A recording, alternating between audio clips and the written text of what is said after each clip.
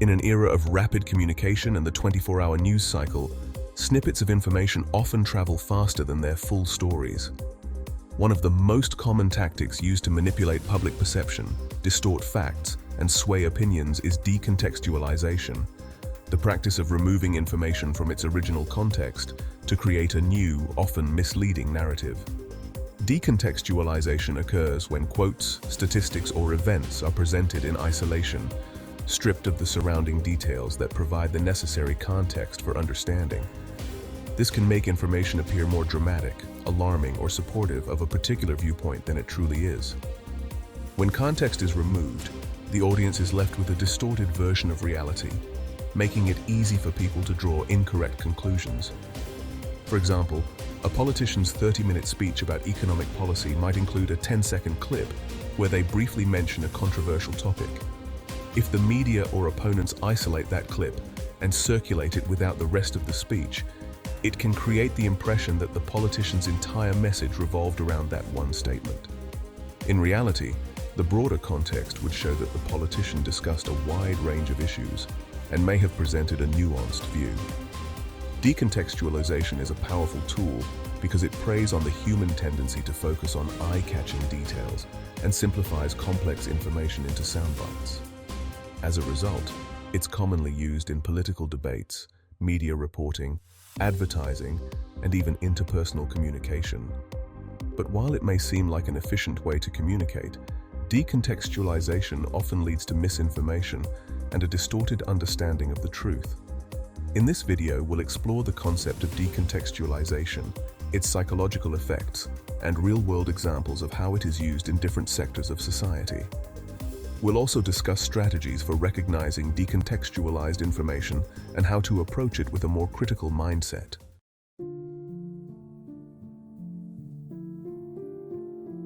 To understand why decontextualization is so effective, we must delve into the psychology of how humans process information. The human brain is wired to seek out patterns, draw conclusions, and prioritize information that is easy to understand. This makes us vulnerable to decontextualization, as removing information from its context simplifies complex issues and often provides a clearer, albeit inaccurate, narrative.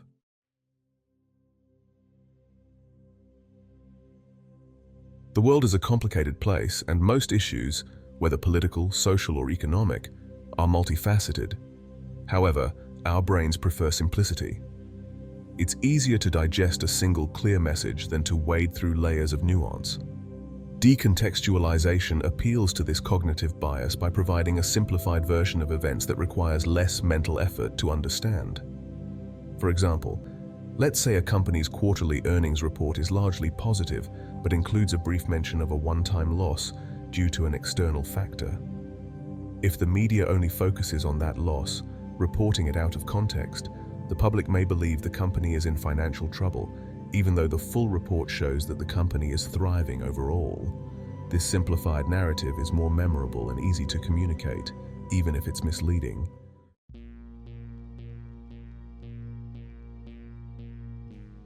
Another psychological factor that contributes to the success of decontextualization is confirmation bias, the tendency for people to seek out information that confirms their pre-existing beliefs.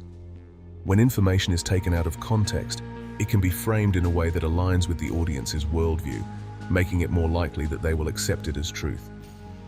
For instance, if a person already believes that a particular policy is harmful, they are more likely to accept a decontextualized piece of information that appears to confirm that belief. They may not seek out the full story or question whether the information is being presented accurately because it reinforces what they already think. Decontextualized information taps into confirmation bias by presenting facts in a way that seems to validate existing opinions, making it less likely that people will question or investigate further.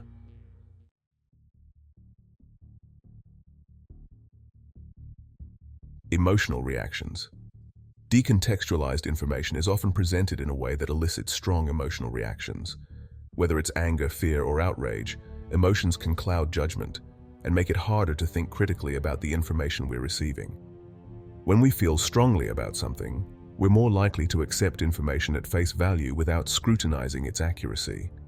For example, A news report might highlight a single out-of-context crime statistic to stir up fear about a particular community. This emotional reaction can prevent viewers from considering the broader context of crime trends or the complexities of the issue, leading to a distorted understanding of the situation. Decontextualization is often designed to provoke emotional responses because these responses make the information more memorable and more likely to be shared, even if it's inaccurate.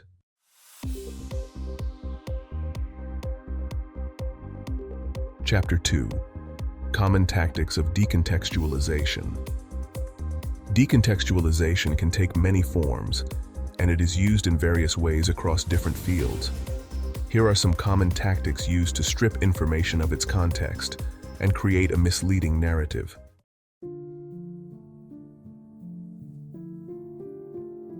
Selective quoting. One of the most common forms of decontextualization is selective quoting, where only a portion of a statement is highlighted while the rest is ignored. This tactic is frequently used in political debates, media reporting, and advertising to make it seem as though someone said something they didn't fully mean or to distort their intentions. For example, a politician might give a nuanced speech about foreign policy, emphasizing diplomacy, while also mentioning the potential for military action if diplomacy fails. A selective quote might focus only on the mention of military action, creating the impression that the politician is advocating for war, even though the full context shows they are prioritizing peaceful solutions.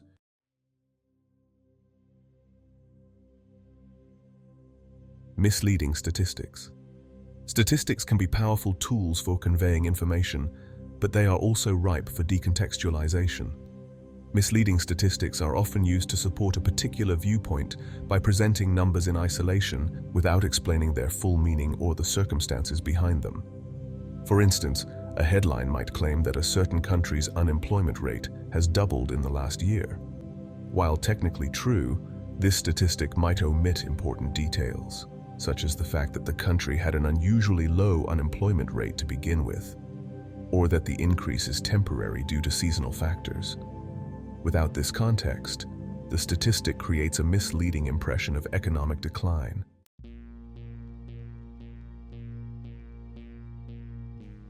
Out-of-context images. In addition to decontextualizing words and numbers, images can also be stripped of context to create a false narrative. Out-of-context images are often used in advertising, news, and social media to manipulate perceptions by presenting visuals that seem to tell a story without providing the full picture. For example, an image of a politician shaking hands with a controversial figure might be used to suggest that the two are allies, even though the context of the meeting was purely diplomatic or part of a larger, more complex event. By isolating the image from its context, it can be used to create a false association.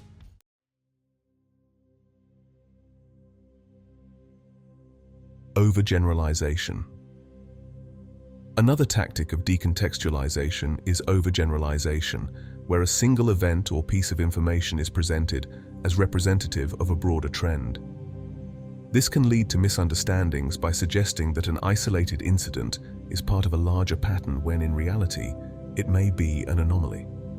For instance, if a particular community experiences a rare event, such as a violent crime, media reports might focus on that single event and imply that the entire community is unsafe, even though crime statistics for the area show that it's generally a low-crime region. By overgeneralizing from one instance, the full context of the community's safety is lost.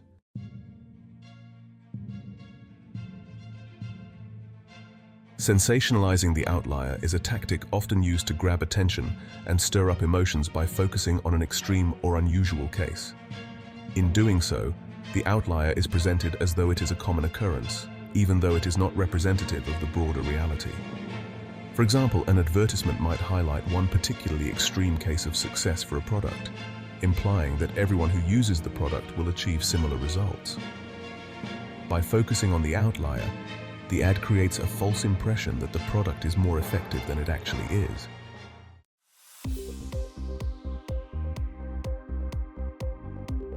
Decontextualization is used across various fields, from politics to advertising, media, and social interactions. Let's examine some real-world examples of how decontextualization is used to mislead and manipulate perceptions.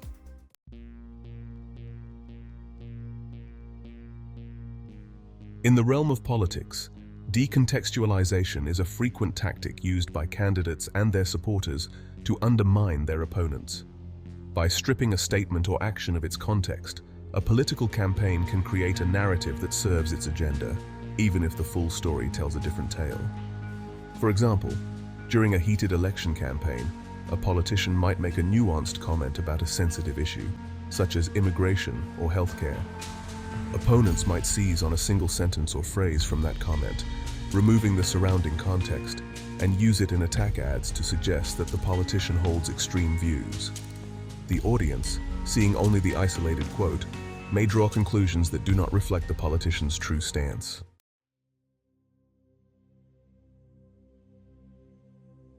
Media reporting. Decontextualization is also common in media reporting, especially in the fast-paced world of news where sensationalism often takes precedence over depth. News outlets sometimes use decontextualized headlines or sound bites to grab attention and drive engagement, but this practice can distort the full story, leading to misinformation. For example, a news outlet might run a headline like, "Politician X supports cutting healthcare funding," when in reality the politician's proposal was part of a larger plan to restructure the healthcare system and improve its efficiency. By focusing only on the cutting healthcare funding aspect without the broader context, the headline creates a misleading impression of the politician's intentions. Similarly, in crime reporting, a story might emphasize a single high-profile incident, suggesting that crime rates are rising dramatically, even if broader statistics show that crime has been steadily declining. The audience reacting to the sensationalized report may feel that their community is less safe, even though the overall context paints a different picture.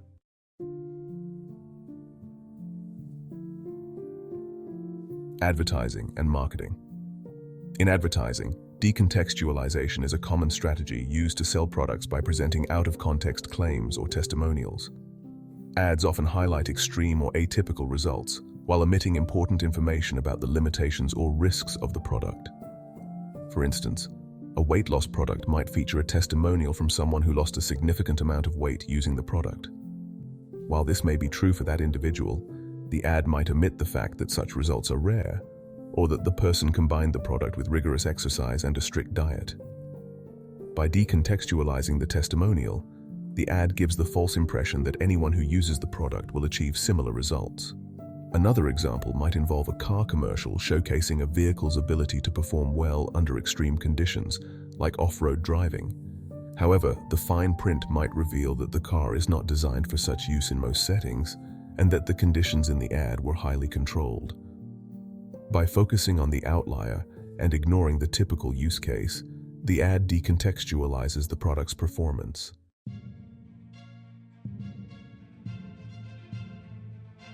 Social media and viral misinformation. Social media platforms, where brevity is key and attention spans are short, are breeding grounds for decontextualization. Images, videos, and quotes are often shared without context, leading to viral misinformation that spreads quickly and is difficult to correct. For example, a viral tweet might feature a short clip of a public figure making what appears to be an offensive or controversial remark. However, the clip might have been taken from a longer video in which the figure was making a nuanced argument, and the remark in question was part of a larger discussion. By decontextualizing the clip, the tweet creates a distorted image of the figure's views, and by the time the full video is shared, the damage to the person's reputation may already be done. Memes and viral posts are often crafted to evoke strong emotional reactions, which can lead people to share the content without verifying its accuracy. This is especially common in political and social debates, where decontextualized information can be used to galvanize support for a particular cause or attack opponents.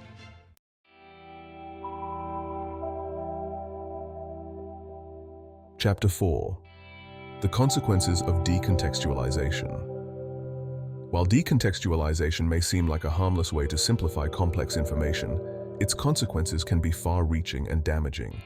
From fostering misunderstandings to fueling polarization, Decontextualization undermines informed discourse and contributes to a distorted view of reality.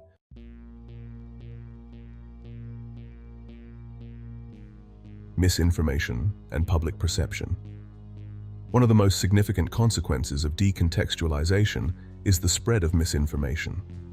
When information is stripped of its context, it can easily be twisted to support false narratives, leading the public to draw inaccurate conclusions. This can affect decision-making on important issues, from voting behavior to consumer choices.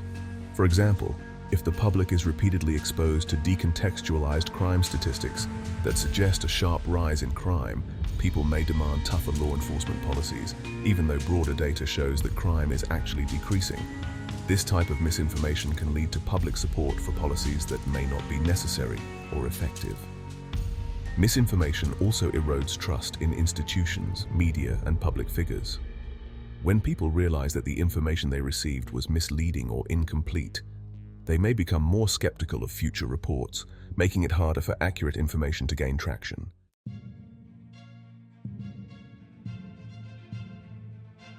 Polarization and divisiveness. Decontextualization can also contribute to polarization by reinforcing existing divisions between groups. When information is presented in isolation, it is often framed in a way that appeals to specific ideological or partisan viewpoints, deepening the divide between people with different perspectives. For instance, a decontextualized quote from a politician might be shared widely among people who already oppose that politician, reinforcing their negative views. Meanwhile, supporters of the politician might dismiss the quote as taken out of context, leading to further entrenchment of their beliefs. This type of selective framing exacerbates polarization, making it harder for people to find common ground or engage in meaningful dialogue. Decontextualization often leads to echo chambers, where people are exposed only to information that aligns with their pre-existing views. This can make it difficult for individuals to consider alternative perspectives or to engage with the complexities of an issue.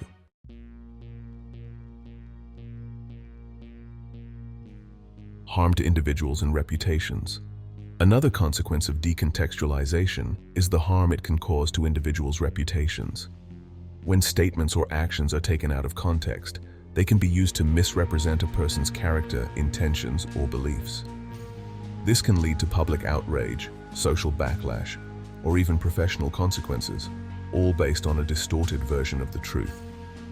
For example, a public figure who makes a controversial statement during a long, nuanced discussion might find that only the most inflammatory part of their comment is highlighted and shared. This can lead to widespread condemnation, even though the full context of the statement might reveal that the comment was misunderstood or misrepresented. In some cases, the harm caused by decontextualization can be long-lasting, as the false narrative may continue to circulate long after the full context has been revealed. Once a person's reputation has been damaged by decontextualized information, it can be difficult to repair.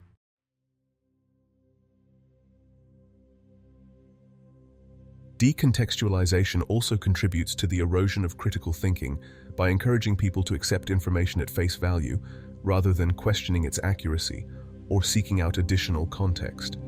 When we are repeatedly exposed to decontextualized information, we may become more prone to oversimplifying complex issues and more reliant on sound bites and headlines than on deeper analysis. This erosion of critical thinking skills makes it easier for misinformation to spread and harder for individuals to engage in informed decision-making. It also contributes to a culture of instant reactions, where people are more likely to form strong opinions based on incomplete or misleading information.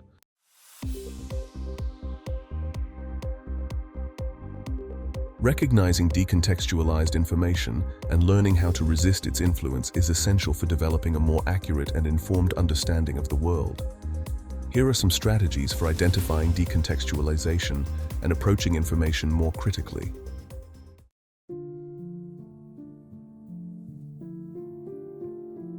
Look for missing context. The first step in recognizing decontextualization is to ask yourself, what's missing? When you encounter a quote, statistic, or story, consider whether you have the full picture or if important details are being left out. Pay attention to whether the information is being presented in isolation or whether it is part of a larger narrative. For example, if a news article highlights a single statistic, look for additional information about the source of the statistic, the time period it covers, and whether there are any other factors that might explain the data.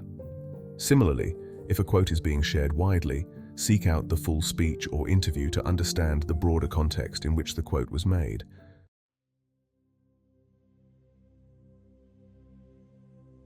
Seek out multiple sources. One of the best ways to counter decontextualization is to seek out multiple sources of information. Different media outlets, commentators, or experts may provide additional context or present the information from different perspectives, helping you get a more complete understanding of the issue.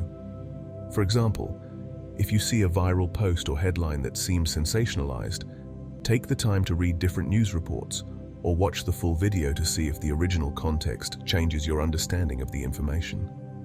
By comparing multiple sources, you can avoid being misled by decontextualized soundbites.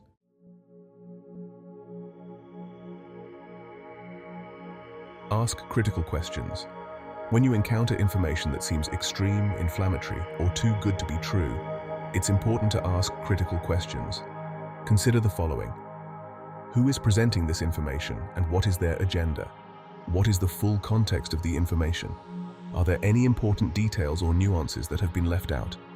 How does this information fit into the broader picture? By asking these questions, you can avoid falling into the trap of accepting decontextualized information at face value and instead approach it with a more critical mindset.